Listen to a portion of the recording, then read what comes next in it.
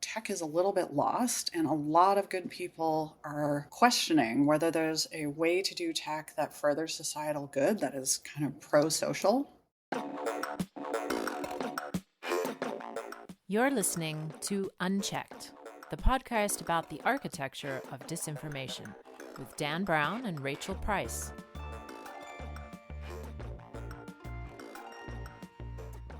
Hello, my name is Dan Brown, and you are here again with another episode of Unchecked, and I'm here with Rachel Price. Rachel. How are you doing? I'm okay.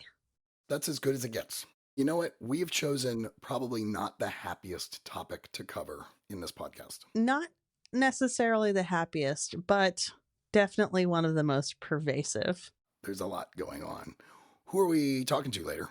Today we're talking to Cyd Harrell, who is an expert in civic tech. Obviously, a very important domain in which disinformation plays a big role. We have a couple stories per usual. Dan, I understand you have a story today from history, which we've decided history is what, before I was born? Is that what we decided? Anyway, Dan, what story did you bring today? From the Dark Ages, also known as the Second Bush administration, there's something that looms large in my imagination. And when I first started thinking about disinformation, I thought about this image in my head, and that is of Colin Powell, at the time the Secretary of State, sitting and testifying and holding up a vial of some kind of substance.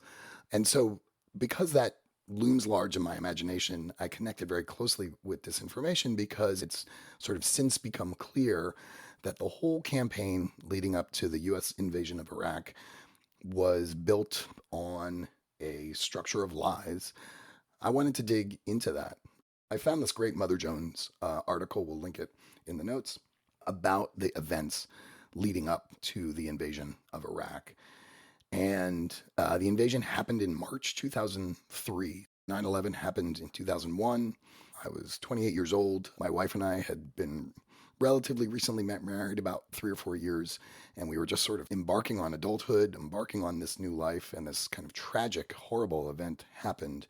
And it really felt like the world was going to come together and think about geopolitics in a new way after this horrible tragedy that hit fairly close to home. We're living in Washington, D.C., and I'm from Lower Manhattan.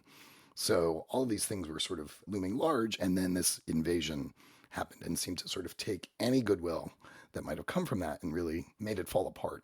So I wanted to go back and remember exactly what were those events leading up to it. And by then, by that March 2003, the administration had been pushing this story that Saddam Hussein was building an arsenal of weapons of mass destruction, that he had nuclear weapon capabilities or was not far from nuclear weapon capabilities, and that Iraq was in league with Al-Qaeda, the group behind the 9/11 attacks.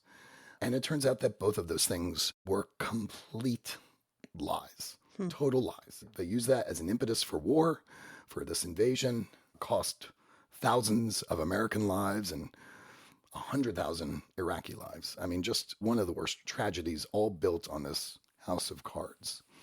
A lot of folks, it's taken them a while, but have since admitted that the whole invasion was a mistake. There were no weapons of mass destruction. There was no reliable connection between Saddam Hussein and Al-Qaeda.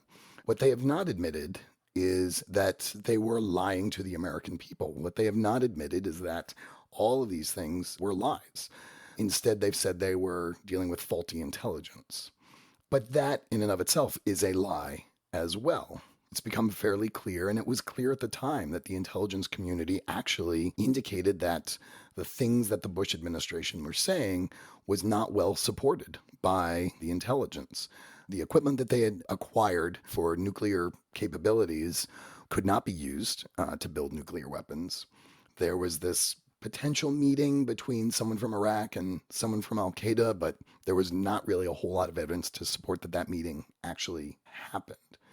And this disinformation campaign, which really started in the summer of 2002, tried to focus on this false narrative and really did not give a lot of exposure to the more correct viewpoint, to the truth. They continued to try and push the link between Saddam Hussein and Al-Qaeda. They pushed the narrative that Iraq was developing these nuclear weapons. Maybe the biggest lie they told was that they believed their own lies. The Mother Jones article has this great conclusion. They say, yet Bush defenders and other commentators have insisted there was no deliberate effort to con the public. They point out that Bush and his national security team felt the threat was real. They felt the threat was real. And they believed Saddam had stockpiled weapons of mass destruction and was in league with al-Qaeda. They believed these things. No amount of intelligence or data that they got suggested otherwise. On key fronts, the article goes on, they were convinced that they knew better than the available intelligence. It's really interesting to me that this narrative still exists and that there's really just no way for us to confirm or deny one way or the other whether they were just believing their own lies or they knew that they were lies. I like these stories because they kind of inject these sort of nuances in our understanding of what disinformation is. Yeah. I wrote down a list of words that stood out to me. Mistruth, lie, hype, narrative, falsehood, con, exaggeration, deception. The ones that are really interesting to me in there are narrative and hype.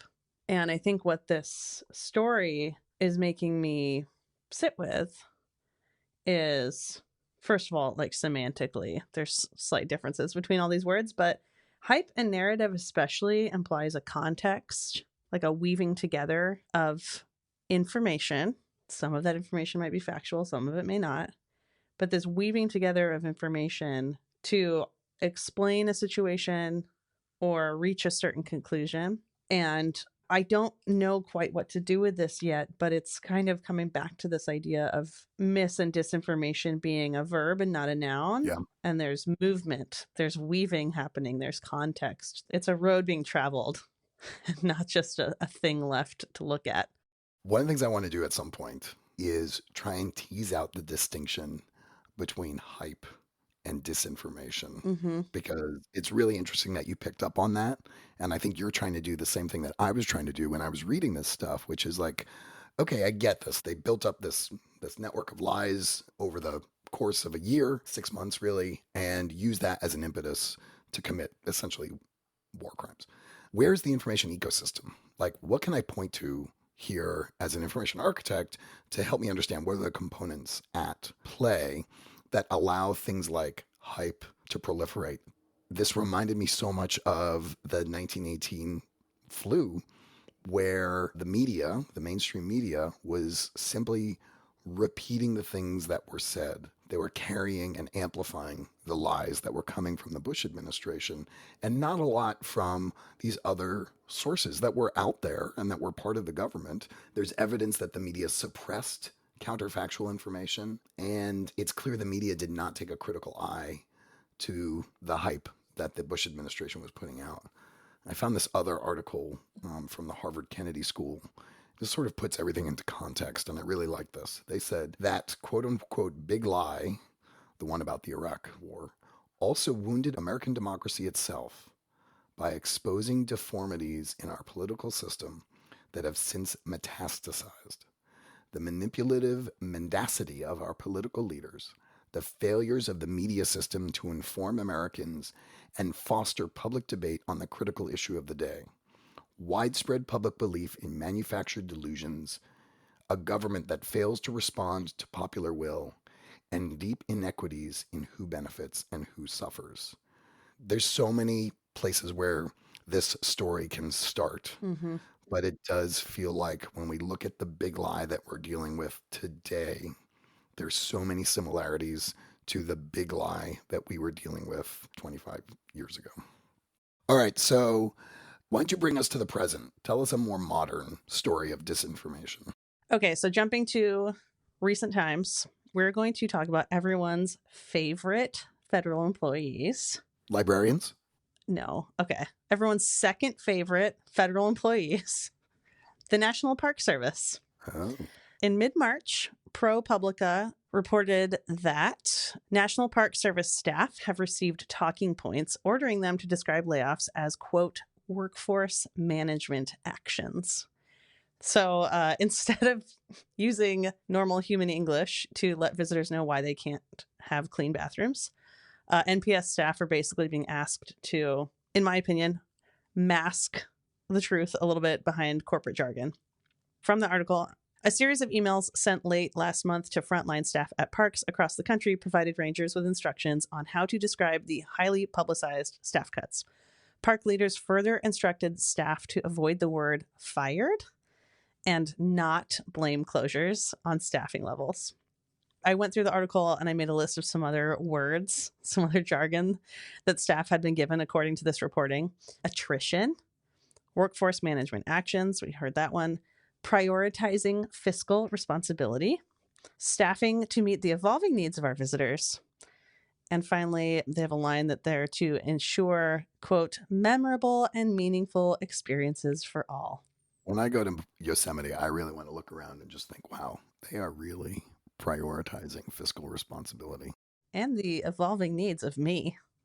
If asked directly why park services are limited, I guess rangers have been instructed to say, quote, we are not able to address park or program level impacts at this time, which I'm pretty sure just translates to I'm not allowed to talk about it. And apparently, here's the highlight of this story for me. One ranger told reporters, quote, some employees have delivered the statements in an exaggerated monotone to convey to visitors they are towing the company line, but there's more to the story. So I read this article and I thought, is this misinformation? The reason I'm bringing it here is because these rangers are not being asked to lie, it seems like, but it is certainly deceptive. And I would say it's kind of propaganda when you're feeding me ambiguous words to use in place of concrete words. That smells fishy to me. Mm-hmm. The other reason I brought it here is here we have this example of park employees finding ways around this, some by outright violating the guidance. Some parks have actually put in their social media posts like, hey, we're not staffing this because we have staffing cuts. And some employees are doing it much more subtly, right? By using a particular tone of voice to deliver the required verbiage. I can imagine a situation in which you post a sign that is written in Comic Sans that also conveys the bizarre nature of this. And I just want to say, like, bless the park rangers and the other staff 100%. Always. But specifically in this case, they're an actual live communication channel between visitors and the bureaucracy or the government, I guess. And they're stuck in this real pickle with this guidance, right? We can see real-time battles against misinformation happening here. Looking at this, when we talk about information ecosystems and channels, I jump right to like, oh, a channel is like social media or a website or whatever. And in this case, the park rangers and other employees are channels of information, as are other employees in other agencies. And that, in hindsight, of course they are. But this really brought that home for me. I'm glad you pointed them out as part of the ecosystem. And that's not to dehumanize them, right? Humans are a crucial part. This is to humanize the ecosystem. Quite the opposite. Right. And the thing that the mainstream media wasn't able to do in my story about the Iraq invasion, right? They weren't able to offer critique. The park rangers are able to offer kind of a critique of the official word just by not following it or by using a monotone. That's amazing. They're doing more work than the mainstream media has done. Rachel, that was a great story. It brings us right into our conversation with Cyd on civic tech.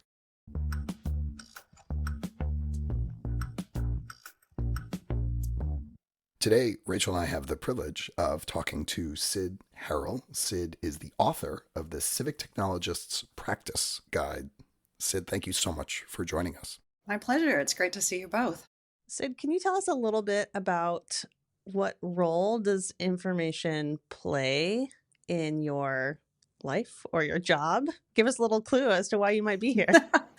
Information is a lot of my job on so many different levels, but I work in government technology. So this is an interesting time to be talking about reliable information here in the spring of 2025. I have worked in the past for the federal government and for the state court system of California, and I currently work at my city, which is San Francisco. So one of the biggest things that government does is put out reliable information about all kinds of subjects, from the right way to pay your taxes in a very, routine sense, or the best route to escape an incoming hurricane in a much more dire and real-time sense. People look to government when something is going on or when they need to find out how to do something. And so figuring out how to deliver correct, accessible, clear information to the public that you serve is an enormous part of what anybody working in government does. And in government technology, we're trying to do that online. And when we're doing that online, what kind of channels is the government using for that? To their credit, a lot of governments try to meet the public where they are and use any channel that the public is using. So they might be using all kinds of social media. Typically, most governments have a website. Maybe individual government agencies have their own websites for reference.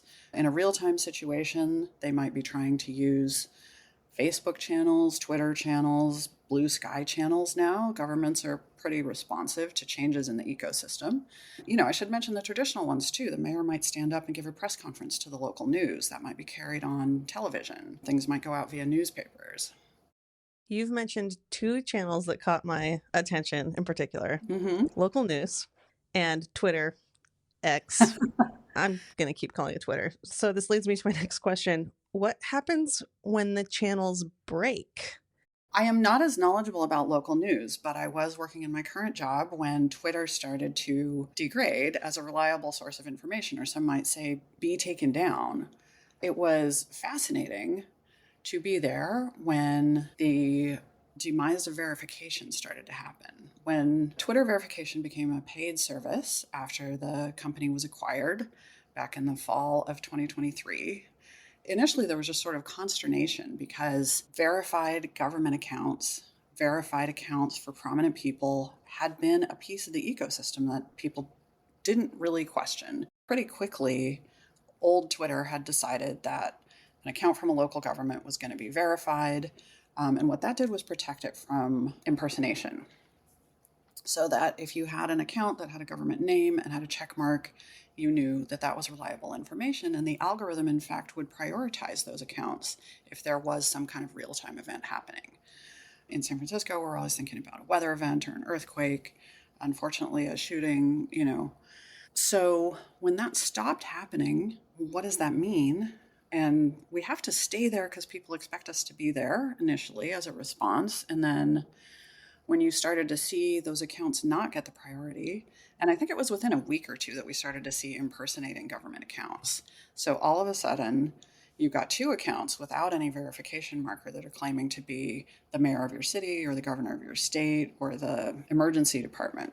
So potential to pay an exorbitant rate. So there's a sort of, you can verify your organization for $1,000 a month for any public sector organization. That was wild. Yeah, are you sitting there thinking like, do we even make the case for budget for this? I mean, that feels like such a wild request. We absolutely discussed it. I think there were some people, and I talked to people across a wide variety of governments, so I'm not just talking about the one where I work. Some people who were like, well, we're going to have to because we have to have this channel. But then you start seeing streams get really polluted on that particular ecosystem. So we had governments, looking towards, can we establish a presence on Mastodon? Are there enough people there to make it worth it? Now there seems to be some movement towards blue sky. So there's actually quite a few, even without verification from the platform.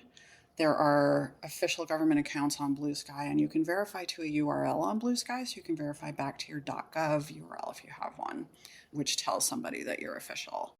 We're talking a lot about the verified checkmark on Twitter and X and the implications of being verified and having a verified checkmark. Like, that to me is a signal of reliability, a signal of maybe authority or something like that. Are there other signals that government entities tend to use? So there are, and some, a lot of them are vulnerable, right? So a seal, right, which that used to be an object that, you only had it and could press it onto a document if you had the physical seal. We often use the presence of a seal on our website to convey officialness. That's pretty easy to spoof if you want to.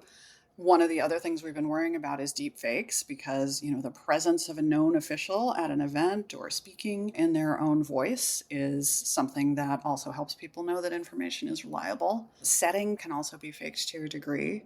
but your congressperson is usually giving an interview in the halls of Congress, not somebody else, right? Yeah. And your known local reporters, right, know who those people are. And so you're relying on them to know that, yes, this is the actual commissioner that I am speaking with.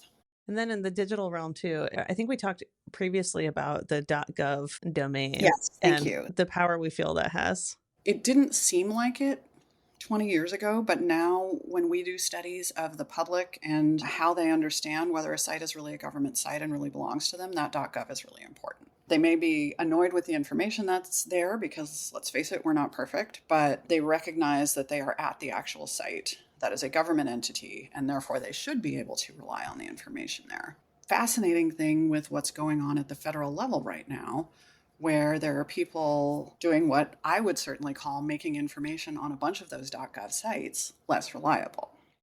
I feel like part of the authority of the government comes from, to some extent, its opacity, right? And maybe it's not opacity in terms of the information, but opacity in terms of the people. The fact that they're nameless bureaucrats, it feels like there's less agenda involved. But as soon as it becomes about the celebrity of personality, then you can't help but think that there's agenda.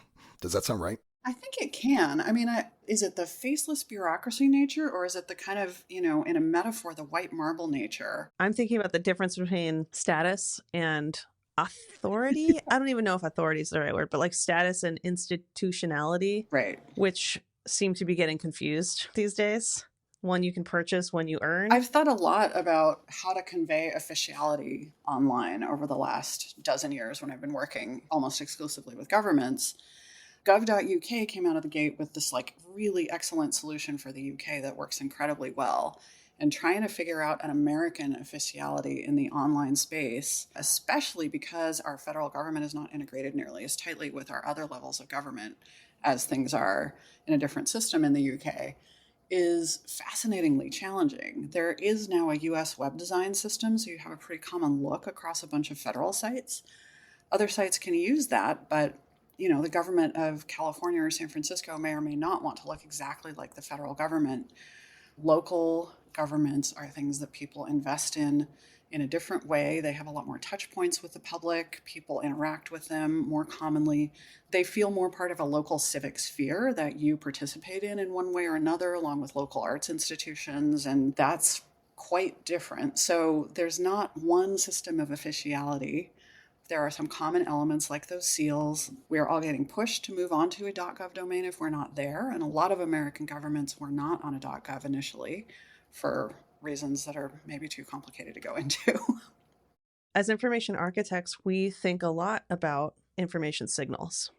And I sometimes think those signals are so subtle that only a subset of the population picks up on them. Do you need to know a signal is there in order to understand it? Have some of our signals become implicit or disappeared? It is interesting. I mean, officiality and formality used to be really tightly coupled in the 20th century. And so people at first struggled to design websites that brought the formality of a court document, let's say, onto the web. And that doesn't entirely work. And so how to decouple officiality and formality, how to manage the idea that seals are actually super inaccessible in terms of being really hard to read and having this tiny type around these little circles that appear up in the corner, but they're pretty important. When my team at San Francisco did some research about this a year or so ago, the seal and the .gov domain were the things that people looked for. And a lot of the search engines prioritize information from .gov domains if it is about a government topic. Good thing, but challenging if for some reason your government hasn't been on a .gov domain. And I don't know how it persists into the next wave of search or how that shows up when we're not presenting links with URLs and we're presenting answers written out maybe by an LLM. That removes a lot of signals in a way that is fascinating. Or how do we pass along signals to different channels? I could see in visual channels, we've talked about the setting. That's right. That is a signal that gets passed along in visual channels. I'm sitting here thinking, why am I so uncomfortable thinking that government announcements come via X? You mentioned decoupling formality and officiality. That really struck something for me, because maybe it's my personality or something. I'm like, no, no, no, I want officiality and formality. Like, I Yeah, think of those things as being not one, but like two sides related, of the right? That's coin. the thing that grown-ups do. I consider social media to be informal. Fair. And I think, oh, that's why I'm uncomfortable. It's that formality piece. Right. But one of the things that's interesting is that formal communication is hard for a lot of people to understand. Absolutely. So that informal communication, that meeting people where they are, is really valuable, and how to meld that with the official, reliable, safe messages that we're supposed to get from the government that tells us that there was an earthquake and this is where the center is and this is what we should look out for, and a day later tells us this is where we can get help. All those things are really important to understand, both in language that, anybody can understand, to be really accessible to the public. Yes. And I think I'm also bundling like archival quality and with formality or something, where I'm like, maybe it's not the informal language that freaks me out, but the fact that it's on a privately owned platform. So much of this is fascinating. So I've worked in both executive branch organizations and in the judicial branch. And formality is actually an enormous part of what's important about courts. Like, there are speech acts that take place in a courtroom that become real. And has a ceremonial aspect as well as a practical aspect. And in that setting, the formality is much harder to give up, but it's also really intimidating. And so when I worked there, I worked on reliable information for people who don't have lawyers. And the entire system is really designed for everybody to have a knowledgeable, trained representative who acts for them within the system. Those people are less available and more expensive than they have been at almost any time in history. And so, for lots of routine legal matters, getting a divorce, changing your custody arrangement, taking guardianship of a child, or some really urgent ones like you need to file a restraining order, people often don't have lawyers. In fact, I think the statistic is that about 80% of California civil cases, at least one side isn't represented. So, to the extent that it's really important to preserve the formal steps of court because the legitimacy comes from that formality and the seriousness of what's happening, they also need to reach people who do not have experience or are not trained in those ritual behaviors and those ways of writing and those ways of speaking, because those people need to act within the system and also need to not clog up the system by making 500 mistakes that then cause their case to be sent back over and over. Yeah. So it sounds like there's this balance needed to put together information that is accurate Yes. and accessible. I'm getting the impression that in this judicial setting, accuracy and accessibility can feel at odds with each other. That's very accurate. I worked at the courts for 4 years with a project partner named Jack Maddens, and one of the earliest difficult discussions we had was about whether we could tell somebody about how long a divorce might be expected to take, whether we could put that information on a website, which seems totally fine if you're used to private sector work, right? Can we just tell people this is going to take, between 6 months and 3 years for most people? And people freaked out. And I'm enough of a user researcher still to know that when people freak out, I need to pause and I need to understand what's going on. And in putting it together, I realized people kept talking about, well, it might not be accurate. We might tell somebody something wrong. And we kept saying, but right now they don't have any information. And so they guess, and they guess a month.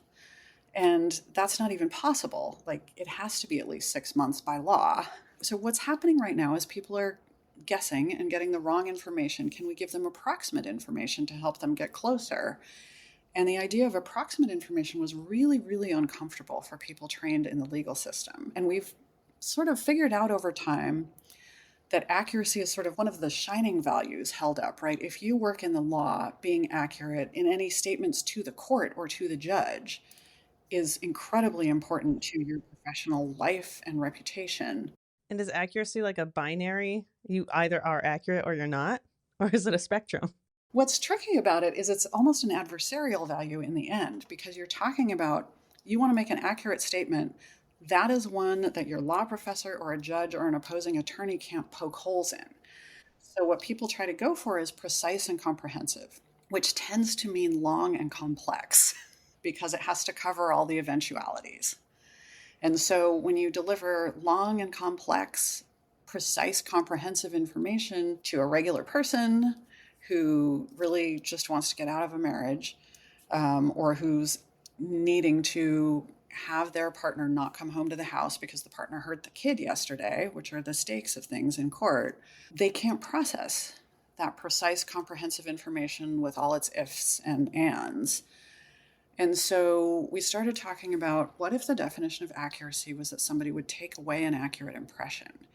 And how can we achieve that? I mean, I would say this took us close to 6 months of having these conversations to get to this point where they agreed that somebody reading this online needed to take away an accurate impression, and we needed to do what we needed to do to make that the case. There was still a little bit of nervousness that at some point, some attorney could come along and end up on the other side of something that one of our self-representing people had filed and poke holes in something that they had said because it hadn't been precise and comprehensive enough. But it was really fascinating to me that the value of accuracy could have multiple meanings. I'd never thought about that. I thought it was kind of an absolute. Yeah. So it was really interesting to negotiate that with our partners at the court. What is the mindset behind civic tech? That's such an interesting question. There are positives and negatives to it, but the mindset behind civic tech is that our interfaces to government should be as good as our interfaces to other institutions in our lives. Whether we interact with commercial entities or whether we interact with arts institutions or restaurants or schools or anything like that. And I think in the beginning, the idea was, well, that means they should be really similar to our interfaces to those other types of bodies. I think now we think more that they should be as good, as refined, but different, because our relationship to government is fundamentally different from our relationship to entities that we pay or that we have a commercial exchange with. So usually the mindset of a person going into it is, I'm not very happy with the way that my labor is being used to do something kind of trivial for profit or to further the goals of growth for an organization that doesn't mean a lot to me. I'd like to use these cool skills, whether they're design or tech, to do something for my community. And sometimes with this modernization spin, why isn't government interface as good as another interface I know? Or why can't government just offer me a single national website to get a COVID vaccine? Why can't you just? The most loaded Yeah, question we all face every day in it's our a work. huge one in civic tech. And I feel like the people who stay in it are the people who engage it earnestly. And you start to look at, why can't we just? And then you start to figure out and see what you can do about those factors and figure out what's really possible. And sometimes the reasons for why can't you just are good reasons, but they are not meaningful to regular everyday citizens. That's right. People talk about government procurement being difficult. So it's very hard for the government to buy something. Signing up for a software as a service product as part of a government agency can take months. And that is because we have procurement rules that were aimed at buying pencils or cars, where you have to get bids and you have to go with the lowest bidder. And they're also aimed at avoiding patronage. So fairness means I'm not awarding a contract to my cronies. But the way that plays into the checks that have to be done in the procurement process makes it take a really long time, make software have to often be specified up front instead of developed in an agile way. Does tech need civic tech as much as government needs civic tech? I have actually been thinking about this a lot, and I would almost say that tech needs civic tech more than government needs civic tech. Government needs to interact with the public, and it knows it does. And, there are reasons why government is canonically not as good at tech and why there haven't been many tech people of our age or millennial age going into government. But one thing I see out in the world right now is that tech is a little bit lost, and a lot of good people are questioning whether there's a way to do tech that furthers societal good, that is kind of pro-social.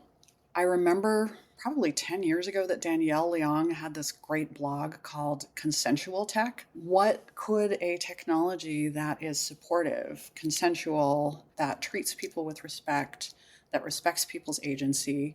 Civic tech is exploring that a lot more than private sector tech right now. And so I think it is, in its practical branch, in its academic branch, really important for technology right now.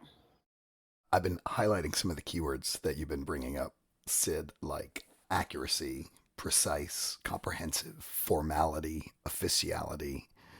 And what I appreciate about them is that they're good values. And as information architects, I love those things. But I'm also cognizant that in this day and age, let's divide the world into good information and bad Mm. information. The best information has all of those things, but bad information doesn't need any of them. So it's much harder to create good information. One of the things that as designers we're interested in is hypotheses that we can test. So I'm sort of curious, what can we do to make it more difficult to let bad information in? I think some of it has to be institutional support, especially in the preventing bad information. Those signals like the seal or the .gov or whatever the 22nd century version of that is going to be, those need to be there. I think that good information requires good institutions. I think that projects like the Center for Public Digital Infrastructure that Ethan Zuckerman has been building out at UMass Amherst are really interesting for that. What does digital infrastructure look like that supports this? I don't know the answer. I do tend towards a hypothesis that the ability to merge an official clarity and signals with an informality that meets the 21st century public where it is the key. We interact in the 21st century with centuries old institutions via devices that last a few months.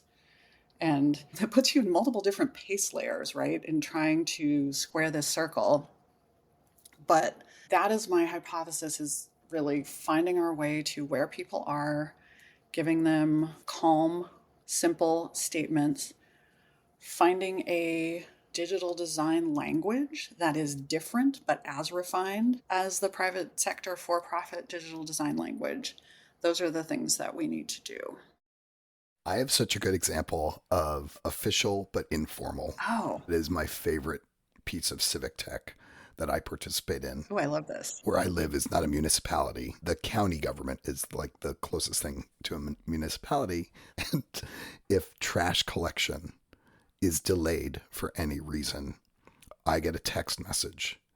And I always feel tremendously proud when I don't put my trash out because I know it's delayed and all my neighbors put their trash out. Well, I bet you feel cared for too by just a text message. I do. And you know what else? So my trash collection's on Wednesday, but if Monday's a holiday, it gets slid to Thursday.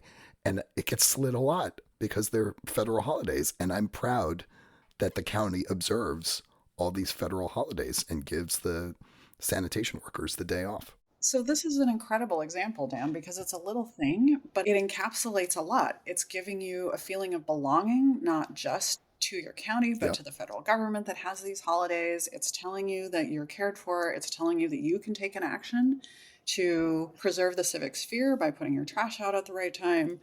And it's all in the space of a plain text SMS. I moved away from Minneapolis 13 years ago. For 13 years, I choose to still receive text messages when there's a snow emergency in Minneapolis so that I know to move my car. Because I feel like such a part of the Minneapolis community forever, and I can't give up that touch point.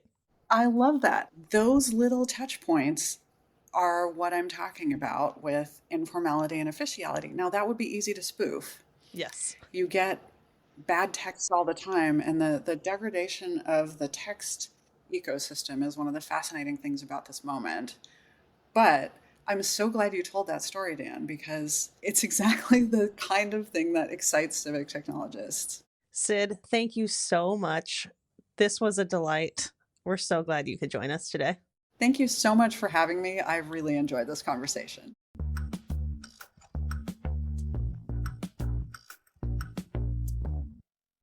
What an incredible interview with Cyd. What are you left thinking about? It is so hard to remember a time when we thought of the government as a source of reliable information. And the amount of information that we count on the government to provide us things like metrics on the economy and energy consumption, health information, information about education, information about the weather. All of these things come from the US government. And for my entire life until this moment, we had no reason to doubt the information coming out of it. What I found really interesting about talking to Cyd was this distinction between the government as a producer of information and the government as a channel by which we get information, Mm-hmm. and how they've made a choice to focus on the former, creating a set of reliable information, and relying on the press and other channels to get that information out there. One of the things that I'm wondering is there more transparency now, and that's why we can see the garbage, or both? And there's also more garbage. Yeah. I have a slightly different perspective on this because of where I live. I know people and I know neighbors who worked in these agencies, and I've worked with people who work in these agencies. And so I think for me, it's not so much the garbage, it's the elimination of the people who are generating this information, which suggests to me that if we do see any information that's coming out, I can't trust it as much because I know about all the reductions in force Yeah. that are happening. Yeah. There's so many parts and mechanics to this, right? Like the government as producer of kind of raw data. And then there are the editorial actors who ostensibly verify or improve the quality of that data and give it context and turn it into information and knowledge. And question it. Yes. All of the stories that you and I have come up with so far have involved a certain amount of complicity from the free press, where they don't question the data that's coming from the government when the government has some other agenda. So besides those things, what did you get out of this? What was your kind of big takeaway? I cannot stop thinking about disambiguating formality from officiality. What's blowing my mind is that it's never occurred to me to disambiguate those things. And there's something about my mental model of institutions or government that assumes formality is a requirement of officiality. I think you're on to something, and it didn't occur to me until you started talking about it, but there may be, for those people, the younger generations who grew up with the internet, which I think started to show cracks in the value of formality. Yeah. Right. Or helped us kind of be a little bit more informal. I think the folks who grew up with that, like my kids, maybe don't necessarily think of formality and officiality, in the same light, as two sides of the same coin, like I do. My gut reaction is, well, if you want something official, like, of course it has to be formal. How can you take it seriously? And then Cyd pointed out formality is really inaccessible. Yeah. A lot of folks have a hard time understanding information when it's presented in this really formal language and structure and channel. And that's so fair. There's an inclusion and accessibility point to be made about opting out of formality in official communications. And the text message story is a really good one, right? Like a text message, not formal. Right. But it's still, in my case with the snow emergency, right? It's an official announcement that you better move your car or we're going to cover it in 8 feet of snow or tow it or both. There may be bureaucracy, but it is, in that case, very much hidden from you, or hidden just enough. So, Rachel, what lenses have you been thinking about? I have 2 lenses. I'm going to name both of them and you're going to tell me which one you want to actually hear about. Ooh. The first lens is persistence, and the second lens is accuracy. Those are both really good. And Cyd talked about both of those. Let's talk about accuracy. Okay, so accuracy is kind of how does the system define and uphold an acceptable threshold for accuracy? The reason I'm intrigued by this lens is because before talking to Cyd, if you had asked me what accuracy is, I would have told you it's kind of a binary. A thing is accurate or it's not accurate. After talking to Cyd, I'm realizing that this depends on context. Accuracy may be a spectrum rather than a binary, and different thresholds may be deemed acceptable for different contexts. So this lens is really asking, like, how does the system ensure information is precise and comprehensive? But the thing I want to come back to here is like this idea of a threshold for accuracy and how different use cases require different levels of accuracy. I also think this ties to my discomfort with informality, and we'll get to that. So Cyd was talking about this interesting example where her team was pushing for less formal language on communications about how to get a divorce in the state of California. And the legal representatives involved were saying, the formal communication is more accurate. We can only communicate information that's accurate. And I'm putting words in Cyd's mouth, but the conversation was kind of like, okay, but like, what's accurate enough? How can we communicate this in a more accessible, less formal way and be accurate enough to satisfy all the parties? And that really opened my eyes to this idea that different use cases might have different requirements for accuracy, and it's not just an on or off situation. This reminds me of that old UI design principle, progressive disclosure. Yeah. But instead of sort of gradually revealing more and more information, we are giving users an opportunity to get just enough accuracy for whatever they need in that moment, and then allowing them to progressively disclose additional levels of detail as they need it. Do you think this is something that a good teacher does? And I don't mean like someone who's like a licensed educator, although them too. When you come to your colleague who's an expert in Airtable, me. I've never done that. And you're like, okay, I just have this thing I need to do. Like, is this possible? The more helpful person is probably going to start with, a mildly accurate answer of like, should you even pursue this? And then get into the details of what you really need to know in order to make it happen. And maybe a less helpful person will say, it depends. And then just start talking about all of the details and like the Right. deeply accurate answer. So maybe this accuracy thing is almost a form of scaffolding. Yes.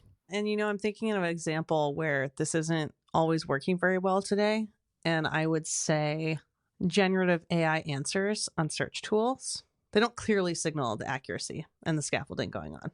I think that if you knew undoubtedly that the answer you were getting from an LLM, in Google or Bing or whoever else is doing it, if you knew without a doubt that you were just getting the first level of scaffolding, the like roughly accurate, but you're definitely going to need more information before you move on answer, then that would be okay. But in my opinion, because you're not getting clear signals of the precision of the information or the comprehensiveness of the information and like where on that spectrum you are, then you don't know how much further you need to dig to feel confident about the information and to move on with your life. Right. If I'm thinking about like why this lens matters, I think in theory, you want to make sure the system is properly communicating not only how accurate is the information, but almost like what level of the scaffolding are you at here? Like, I'm just giving you a rough answer. You're going to want to dig in.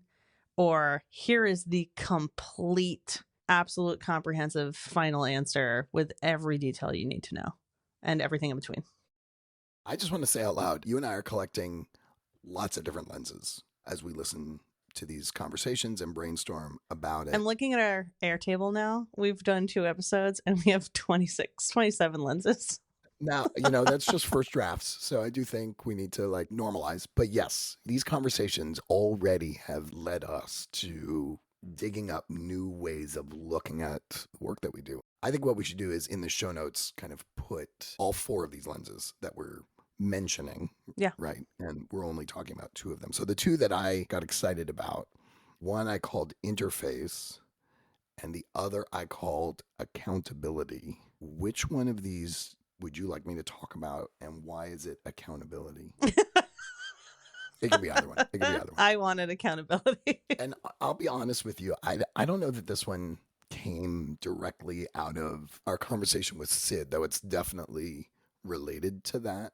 I was thinking more about the story that I told earlier about the events leading up to the invasion of Iraq and how there's been no accountability for the information that people put out there, that the Bush administration put out there as a rationale for going to war, for committing war crimes. Even here we are 2 decades plus later, I find that frustrating and saddening. And I think, what can I do as an information architect? Maybe not much, but what I can do is start to look at even the small information systems that I get to have a little bit of influence on and ask myself, how does the system that I'm designing compel participants to be accountable for their contributions and actions?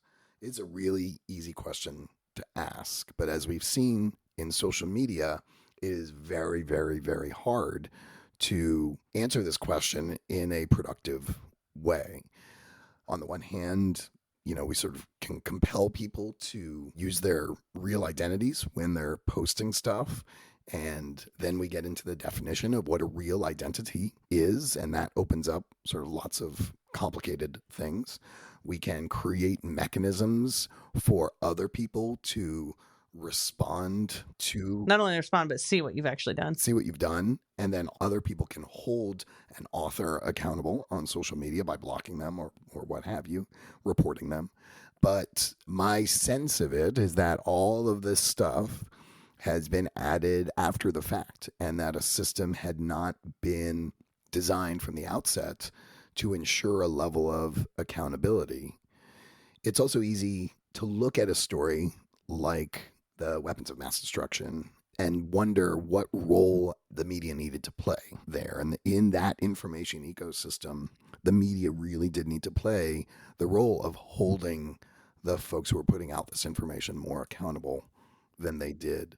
Thinking about accountability, I want to get a really concrete example so I can think about this. And immediately, I'm thinking about open source communities and how accountability and transparency seems pretty foundational, like a foundational value to those communities. And I'm thinking about how GitHub is structured, right? And how you can see all the projects someone has contributed to. You can see their code releases. You can actually see the changes that they have proposed and who accepted or rejected those and who merged them and when those changes were merged. Like, there's so much accountability and transparency happening there. So I'm thinking concretely about how there are choices you can make in the foundational architecture of a system that honor accountability and transparency. And we do see some examples where that's clearly kind of a defining feature.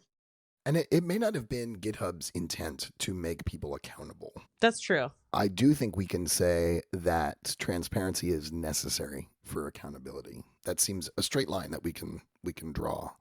And what I think we can safely say is that many other social systems online did not prioritize transparency, and we are seeing the consequences of those actions.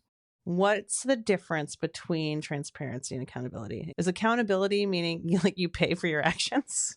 I guess on my worst day, that's what I think. Yeah. Like, if you say things that are wrong and then become harmful, you should face consequences. And who gets to decide what is wrong and who gets to decide what those consequences are? Yes, that is a reasonable question. Let's just say it's out of the scope of this conversation. Yes. What I will say, though, is just like the lens of accuracy compels us to ask what is an acceptable threshold, the lens of accountability compels us to ask within the scope of our information ecosystem, what are reasonable consequences?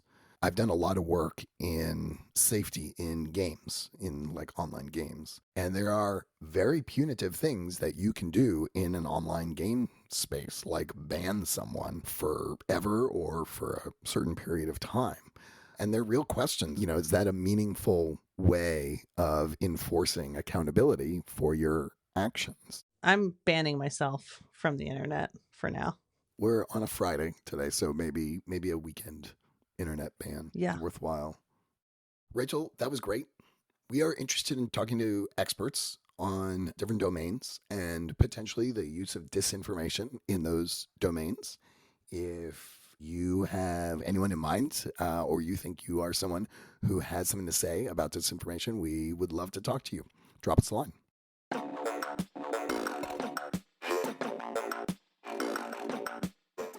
Unchecked is a production of Curious Squid. Curious Squid helps organizations like yours untangle complex information architecture and user experience challenges. Visit us at curious-squid.com.